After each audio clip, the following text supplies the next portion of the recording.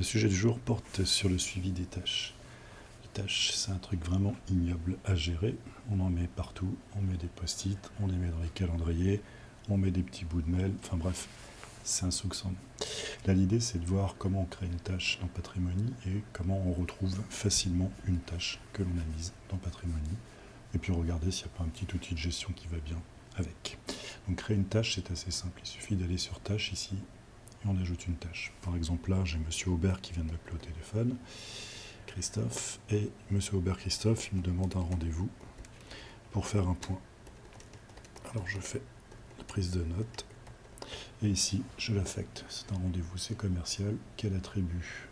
Je vais le faire un jour, aujourd'hui. Bon, écoutez, de toute façon, c'est ensuite, et je l'enregistre.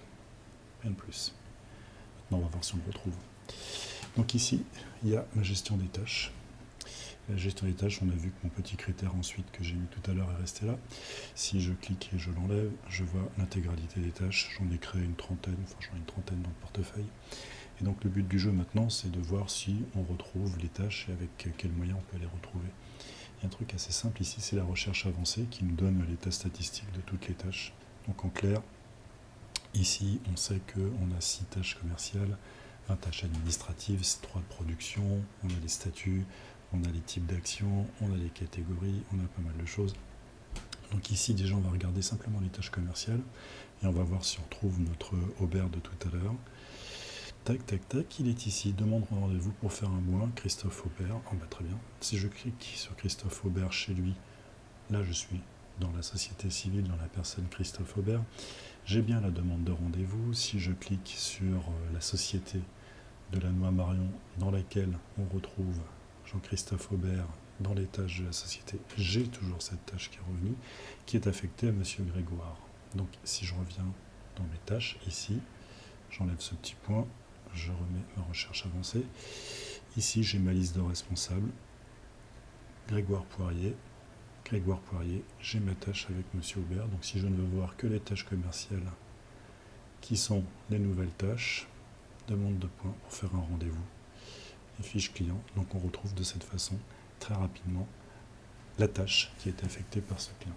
Après, c'est assez pratique quand on gère une équipe de se dire, tiens, aujourd'hui, là, mes équipes, qu'est-ce qu'elles ont à faire? Je clique sur aujourd'hui, je sais qu'il y a Grégoire qui doit relancer Monsieur Tarasque pour son investissement, Isaac qui doit relancer Breton SARL pour faire le groupe de clients associés à cette SARL, Georges, etc. Donc on peut les classer. Donc comme ça, j'ai mes 3 de Grégoire. Je peux aussi refaire un classement du plus ancien au plus récent, quand est-ce que j'ai mis la tâche. Et puis on peut surtout aller sur une tâche et y mettre un commentaire. Ici, par exemple, ça commence à traîner. Quel est le problème? Pouf, pouf, pouf, paf, paf. Tac. Et je l'enregistre. Et on va voir ici que pour Breton SARL, faire le groupe de clients, si je clique dessus, ici j'ai l'historique des échanges. Grégoire Poirier, le 23 juillet, il a fait sa petite note, d'ailleurs il n'a rien mis dedans. Et moi, dans la relance, ici, je lui dis, ça commence à traîner, quel est le problème? Et on sait. Alors moi, je suis logué sous Grégoire Poirier, donc ça manque un peu de sel. Mais si j'avais pris une tâche d'une autre personne, donc par exemple ici, j'enlève les tâches d'aujourd'hui, je remets mes tâches avancées, je vais chercher par exemple Rosario Famularo, ces tâches d'aujourd'hui, alerte retract fin versement initial, la cliente n'a toujours pas répondu. Là aussi, je vais dire, ça commence à être chaud. Que se passe-t-il? Et cette fois-ci, si j'enregistre, je retourne sur ma tâche ici. On voit bien que Rosario a dit le client apparaît, j'ai la cliente n'a toujours pas répondu, et ici ça commence à être chaud, que se passe-t-il? Donc on a un suivi opérationnel qui est plutôt puissant sur les tâches, très facile à accéder, puisqu'on voit ici que on a toutes les tâches avec leurs différentes classifications, et un outil ici qui permet de filtrer de façon assez simple en cliquant ceux qui ont été répondus, par exemple, et je vends plus ceux qui sont en cours. Dans tous ceux qui sont classés, ça ne peut pas être aujourd'hui, donc voilà.